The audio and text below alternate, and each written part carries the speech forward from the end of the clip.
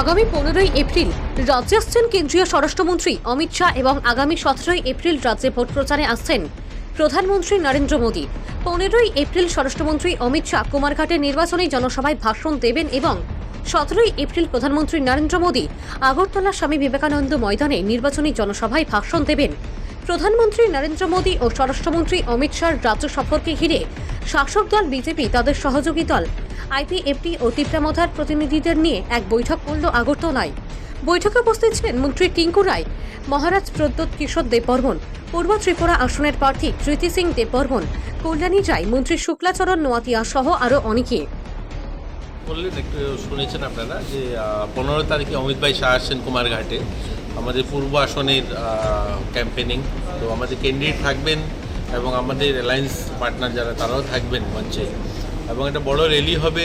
অমিত ভাইকে শোনার জন্য পুরো উত্তর ঊনকোটি ধলাই জেলার মানুষ উৎসাহিত। তিনি যখনই ওই এলাকায় যান সফল র্যালি হয়। তো আমরা আশাবাদী বড় র্যালি হবে সেখানে।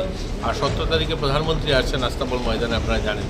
এই বিষয়গুলো নিয়ে আমাদের অ্যালায়েন্স যারা রয়েছেন তাদের সঙ্গে আইপিএফটি এবং মথা ওনাদের সঙ্গে আলোচনা হয়েছে, এবং আমরা আশাবাদী যে সফল র্যালি হবে এবং আমাদের যে স্বপ্ন, আমরা যেটা ঐতিহাসিক বিজয় দুজনের, সেটা আমরা প্রাপ্ত করব, সেটাই আজকে আলোচনা। কমিশনে আসলে কেমন লুকটুক আসতে পারে? দেখুন, আমাদের অনুমান 30-35 হাজার কুমারঘাটের মাঠটা আমি বলবো না যে আস্তাবলের মতো ছোট মাঠ, খুব বড় মাঠ নয়, কিন্তু সেই মাঠে 20-22 হাজার লোক জমায়েত হয়। কিন্তু আমরা আশা 35-40 হাজার লোক হবে। আপনার কুমারঘাট যেভাবে ওনার নমিনেশন দেওয়ার দিন দেখেছেন জনপ্লাবন হয়েছে, ঠিক সেভাবেই হবে। পুরো কুমারঘাট প্যাক থাকবে আমরা বলতে পারি। আপনি তো বিভিন্ন বিধানসভা পরিদর্শন করছেন বা কথা বলছেন, কেমন সাড়া পাচ্ছেন?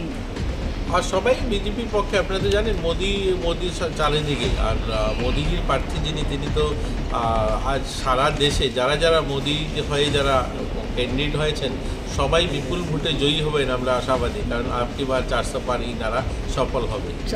একদিকে বিজেপি তিপ্রামথা, অন্যদিকে সিপিএম কংগ্রেস, কেমন হবে লড়াইটা? দেখুন, সিপিএম কংগ্রেস ত্রিপুরাতে এটা মানুষ মেনে নেবে না, কারণ দীর্ঘ বছর একটা দলের আমি কয়েকদিন আগেই ঋষ্যমুখে গিয়েছিলাম। ঋষ্যমুখে একটা গ্রাম, নলুয়া গ্রাম, যেখানে কংগ্রেস করার অপরাধে একসঙ্গে 9 জনকে খুন করা হয়েছে। তো এই দিনগুলো মানুষ ভুলেনি। কংগ্রেস সিপিএম করার কারণে অনেক ছেলেমেয়ের জীবন যৌবন জলাঞ্জলি দিতে হয়েছে। এটা কংগ্রেস সিপিএম এলাইন্স ত্রিপুরা মানুষ মেনে নেবে না। सब अच्छा चल रहा है। क्या मैसेज रखेगा इन लोगों को? वैसे आज बरिया पूजा भी है, सब लोग को हमारी तरफ से सबको विश्व पूजा का प्रणाम। आप लोग सबको कौन से विषय पर आप जोर दे रहे हैं प्रचार में जाके? प्रचार में हम लोग सब एक ही है, सब लोग को जीतना है, काम कर रहे हैं। और सब वर्कर्स लोग बीजेपी मोथा आईपीएफटी सब लोग जुड़े हुए हैं फील्ड में और सब काम कर रहे हैं। देखते हैं, आप लोग सबके आशीर्वाद भी होना चाहिए। रिजल्ट कैसा होगा आपको? तो मैं कुछ नहीं बोल सकता, जब आएगा तो आप लोग खुद बताइएगा। Thank you so much. Ma'am, कल एक कुछ मीडिया में आया था कि